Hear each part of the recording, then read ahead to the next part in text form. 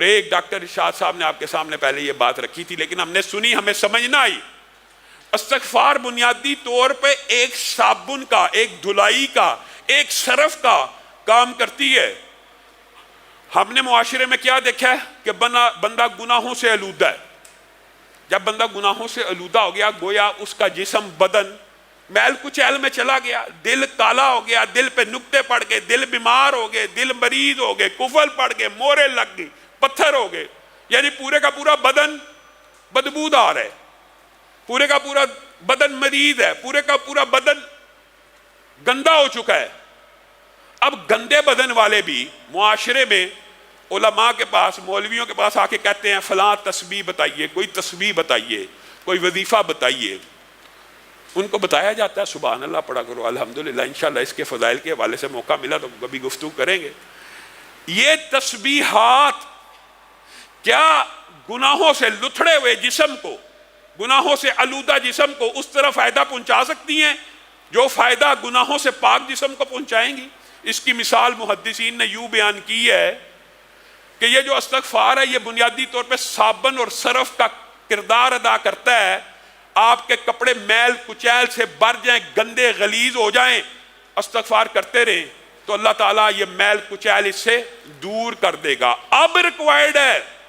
اب ان کپڑوں کو ریکوائرڈ ہے کہ یہ کپڑے میل کچیل سے پاک ہو گئے تو ان کے اوپر خوشبو بھی لگے، ان کے اوپر پرفیوم بھی چھڑکی جائے۔ وہ پرفیوم، تسبیحات، تحلیلات، اللہ اکبر، تکبیرات اور لا حول ولا قوت الا باللہ اور درود پاک وہ ہیں۔ اگر ایک بندہ کوشش کرے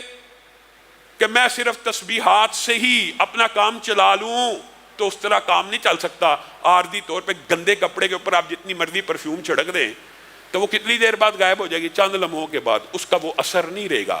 تو ابتدا اس سے کرنی چاہیے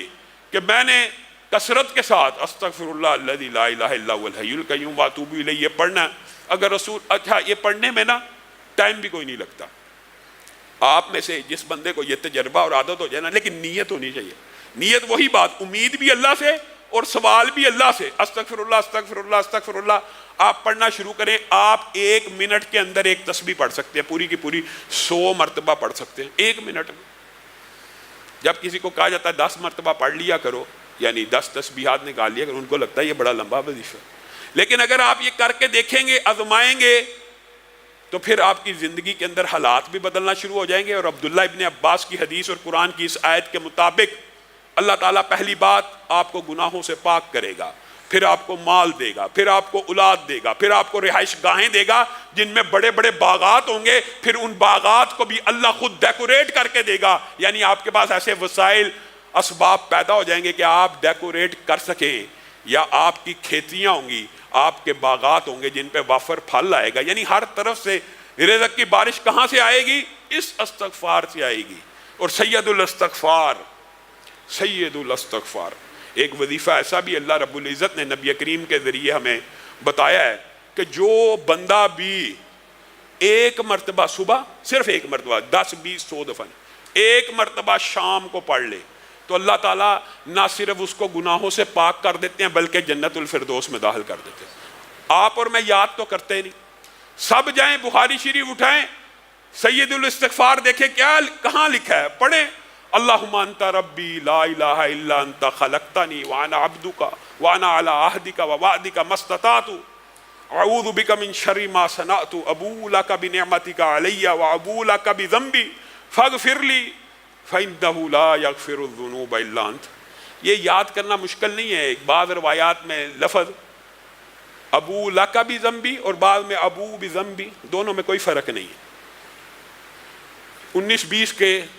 حرف کے فرق سے دونوں روایات موجود ہیں، آپ پڑھیں۔ یہ سید الاستغفار ہے، آپ اس کو صبح 1 دفعہ پڑھیں، 1 دفعہ شام پڑھیں، اپنی زندگی کا معمول بنائیں کہ ہم نے استغفر اللہ کی جو تسبیح ہے، نیت کے ساتھ، ارادے کے ساتھ، گناہ نہ کرنے کے عزم کے ساتھ، ہمیشہ کے لیے چھوڑنے کی نیت کے ساتھ اس گناہ کے اوپر نادم ہو کے کرنا ہے، تو اللہ رب العزت یہ سارے کے ساری 6 کی 6 برکات آپ کے اوپر نازل کر دے گا۔ لیکن اگر آپ کی نیت میں گناہ چھوڑنا نہیں ہے، اس کے اوپر یہ ارادہ ہے کہ رمضان گزر جائے گا پھر وہ گناہ شروع کر دوں گا، یہ اللہ تعالیٰ کو مطلوب اور مقصود نہیں، ارادہ یہ ہو اللہ تعالیٰ قبر تک وہ گناہ نہیں کروں گا۔ اور میں آپ کو یہ بات بتلاؤں، یہ لوگ سمجھتے ہیں کہ یہ جو توبہ استغفار ہے یہ صرف گناہ گاروں کو کرنی چاہیے۔ آپ کے سامنے رسول اللہ صلی اللہ علیہ وسلم کر رہے ہیں، اور یہ صرف رسول اللہ صلی اللہ علیہ وسلم ہی کی سنت نہیں ہے، یہ بھی آپ کو بتلا دوں۔ یہ سابقہ جتنے انبیاء آئے ہیں ان کی بھی سنت ہے، اور ان کا ذکر بھی قرآن پاک میں موجود ہے۔ حضرت آدم نے توبہ کی ہے، قرآن پاک میں الفاظ موجود ہیں نا، ربنا ظلمنا انفسنا، خود کا۔ حضرت نوح نے بیٹے کے لیے دعا کی نا، بعد میں کہا نا اللہ تعالیٰ مجھے معاف کر دے، میں نے اس چیز کا سوال کیا جو میرے پاس علم نہیں تھا۔ حضرت موسیٰ سے جب بندہ مر گیا تھا دعا کی تھی نا، توبہ کی۔ یونس جب مچھلی کے پیٹ میں گئے دعا کی، توبہ کی، لا الہ الا انت سبحانک انی کنت من الظالمین۔ تو گویا انسان کو یہ نہیں سوچنا چاہیے کہ میرے گناہ کم ہیں، میرے گناہ زیادہ ہیں۔ ہر بندے کو توبہ کی ضرورت ہے۔ اللہ رب العزت کی بارگاہ میں آگے ہم بھی توبہ کرتے ہیں، اے اللہ ہم سب کے گناہوں کو معاف فرما، اے اللہ ظاہری گناہوں کو معاف فرما، اے اللہ باطنی گناہوں کو معاف فرما، اے اللہ ہر چھوٹی خطا کو معاف فرما، اے اللہ ہر بڑی خطا کو معاف فرما، اے اللہ آنکھوں کی خیانتوں کو معاف فرما، اے اللہ زبان کی لرزشوں کو معاف فرما، اے اللہ سر سے پاؤں تک ہر گناہ کو معاف فرما، اے اللہ جتنے گناہ کیے ہیں سب کو معاف فرما، یا اللہ پیدائش سے لے کے آج تک جتنے گناہ ہیں نافرمانیوں کے وہ بھی معاف فرما، یا اللہ جن کی حق تلفی کی ہے وہ بھی معاف فرما، یا اللہ جن کے حق دینے والے ہیں ان کے حق دینے کی توفیق عنایت فرما،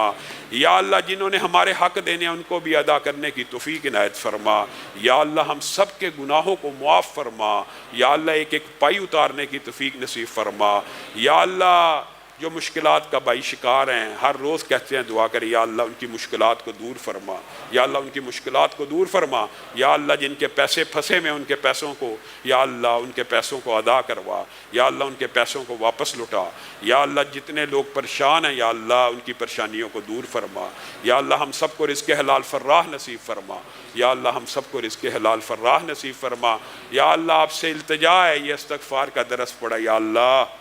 سر سے لے کے پاؤں کے ناخن تک جسم کے جتنے اعضاء نے جو گناہ کیے ہیں یا اللہ سارے ہی معاف فرما، یا اللہ اس نیت پہ توبہ کرتے ہیں آج کے بعد گناہ نہیں کریں گے، یا اللہ سارے ہی معاف فرما، یا اللہ اس نیت پہ توبہ کر رہے ہیں یا اللہ کے اقرار بھی کرتے ہیں یا اللہ اپنی جانوں پہ ظلم کر بیٹھے ہیں، یا اللہ جہالت سے ظلم کر بیٹھے ہیں، یا اللہ غفلت سے ظلم کر بیٹھے ہیں، یا اللہ شیطان لعین کے شر کا شکار ہو کے گناہ کر بیٹھے ہیں، یا اللہ معاف فرما، یا اللہ ہمارے جسموں کو گناہوں سے پاک فرما، یا اللہ چھوٹا بڑا ہر گناہ معاف فرما۔ سبحان ربک رب العزت عما یصفون وسلام علی المرسلین۔